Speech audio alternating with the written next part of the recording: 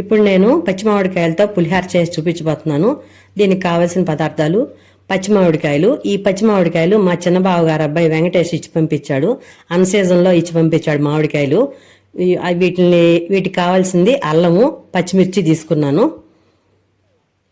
మామిడికాయల్ని ఈ విధంగా చెక్కు తీసుకోవాలి. నా పెళ్లి కాక ముందు నేను కత్తిపేట వాడేదాన్ని. నా పెళ్ళి వచ్చిన తర్వాత ఇక్కడ కత్తి పెట్టలేదు, ఈ కత్తులే వాడతారు ఇక్కడ. వీటిని సూరు కత్తి అంటారు. ఈ కత్తులు ఇంకా పెద్ద సైజు ఉంటాయి, చిన్న సైజు ఉంటాయి. బ్లేడ్ కంటే చాలా షార్ప్గా ఉంటాయి. కొంచెం అజాగ్రత్తగా ఉన్నా కూడా చెయ్యి భలే తెగిపోతుంది. చాలా జాగ్రత్తగా చేసుకోవాలి. నాకు కొత్తలో అలవాటు లేక ఈ కత్తితో చేయి దగ్గోసుకొని ఒక నెల రోజులు సెప్టిక్ అయ్యి హాస్పిటల్ చుట్టూ తిరిగి మానుకున్నాను. ఈ కత్తులు వాడి మళ్ళీ తర్వాత అలవాటు అయింది కత్తులు వాడడము. ఈ విధంగా అంతా చెక్కు తీసేసుకొని శుభ్రంగా కాయలు కడిగి పెట్టుకోవాలి.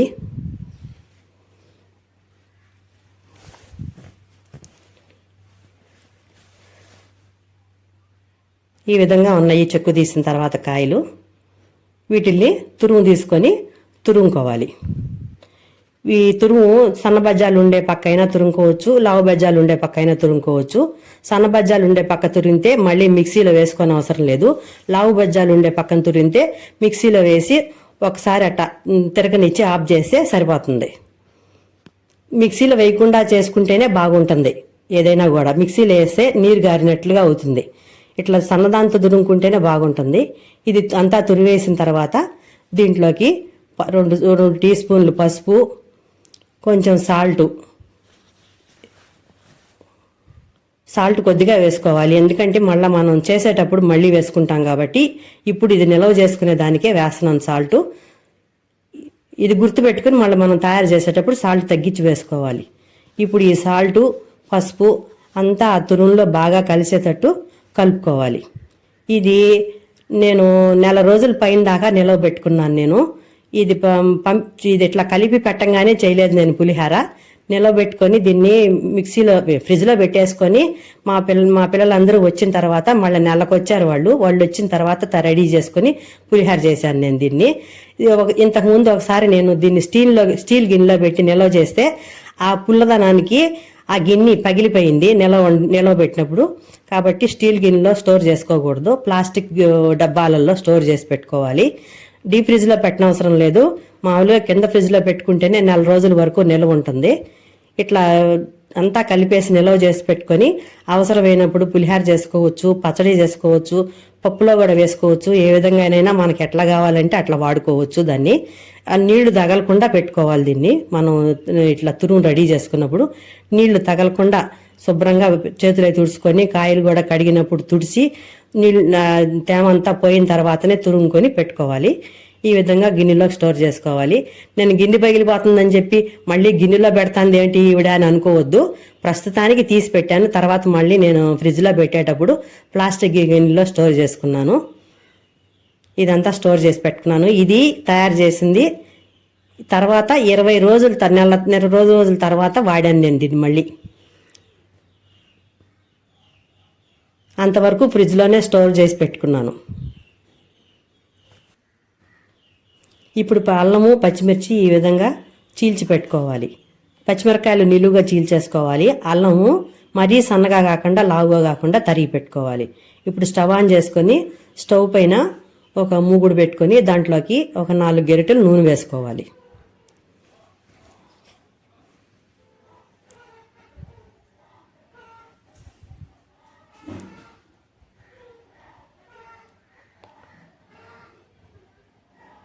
నూనె కాలిన తర్వాత దాంట్లోకి ఒక 5 ఎండుమిర్చి తుంచి వేసుకోవాలి.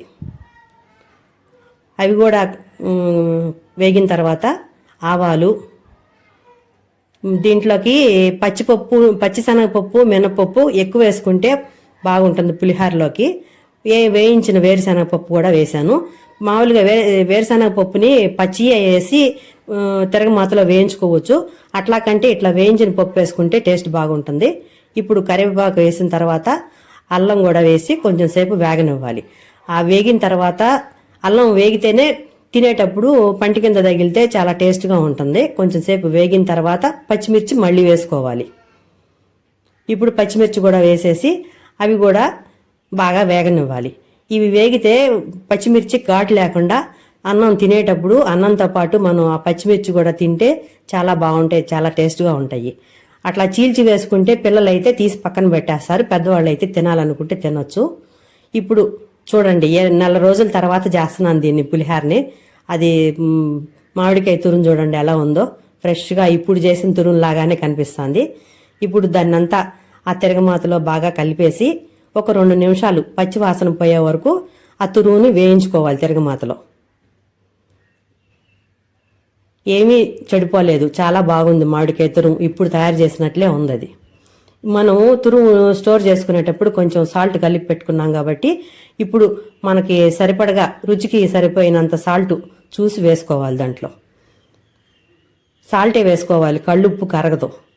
ఇప్పుడు దీంట్లోకి పసుపు, అప్పుడు ముందు కూడా స్టోర్ చేసినప్పుడు పసుపు వేసుకున్నాం కదా, ఇప్పుడు మళ్ళీ కొంచెం పసుపు వేసి బాగా కలుపుకొని మళ్ళీ ఒక 2 నిమిషాలు ఈ పసుపు వాసన అదంతా పోయేంత వరకు మామిడికాయ తురుముని వేయించుకోవాలి.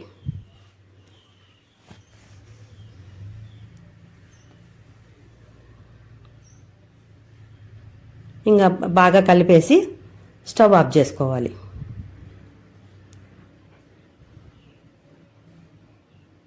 ఈ తురుముని దీన్ని కూడా ఇప్పుడు తిరగమాతేసిన తురుమును కూడా స్టోర్ చేసుకోవచ్చు.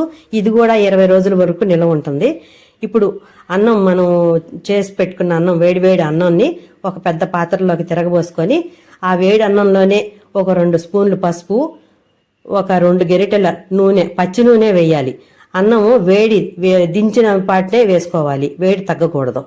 ఈ అన్నము 1 కేజీ బియ్యంతో చేసిన అన్నం ఇది. ఒక 2 గరిటెల నూనె, 2 టీ స్పూన్లు పసుపు వేసి ఆ వేడిలోనే ఆ నూనె పసుపు కలిపేయాలి.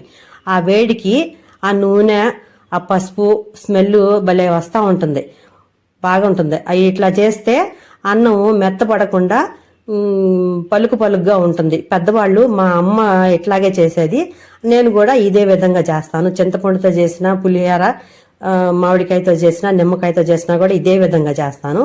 ఇప్పుడు పచ్చి కరివేపాకు కొంచెం వేస్తే ఆ వేడికి ఆ పచ్చి కరివేపాకు, ఆ పసుపు, నూనె అంతా కలిసి స్మెల్ భలే బాగుంటుంది.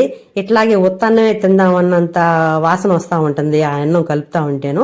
దీన్ని బాగా కలిపేసి అన్నం బాగా చల్లారనివ్వాలి, వేడి మీద కలుపుకోకూడదు. అన్నం బాగా చల్లారిపోయినాక మనం తిరగమాతేసిన తురుము కలుపుకోవాలి. దీంట్లో ఎంత పులిహార చేసినా కూడా నేను ఇదే విధంగా కలుపుతాను. నేను అన్నంలో పసుపు, నూనె అది వేసి, చాలా మంది నేను ఉత్తన్నంలో కలపడం చూశాను. నేను ఒకసారి ఈ విధంగా ట్రై చేసి చూడండి, చాలా బాగుంటుంది. అన్నం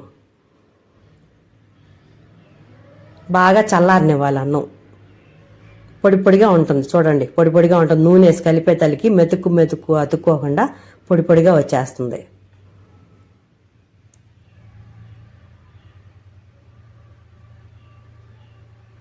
ఇప్పుడు అన్నం పూర్తిగా చల్లారిపోయింది. చల్లారిపోయిన తర్వాత ముందుగా తిరగమాతేసి పెట్టుకున్న మామిడికాయ తురుముని అన్నంలో మన రుచికి సరిపడగా పులుపు ఎంత తినగలమో అంతవరకు దాన్ని అన్నంలో వేసి కలిపేసుకోవాలి. ఇది కొంచెం ముద్దగా ఉంటుంది కాబట్టి కొంచెం గరిటెతో అటు ఇటు కలుపుకుంటే అన్నంలో పూర్తిగా కలిసిపోతుంది. ఒకటేసారి అంతా వేయకుండా చూసుకుంటా వేసి కలుపుకోవాలి.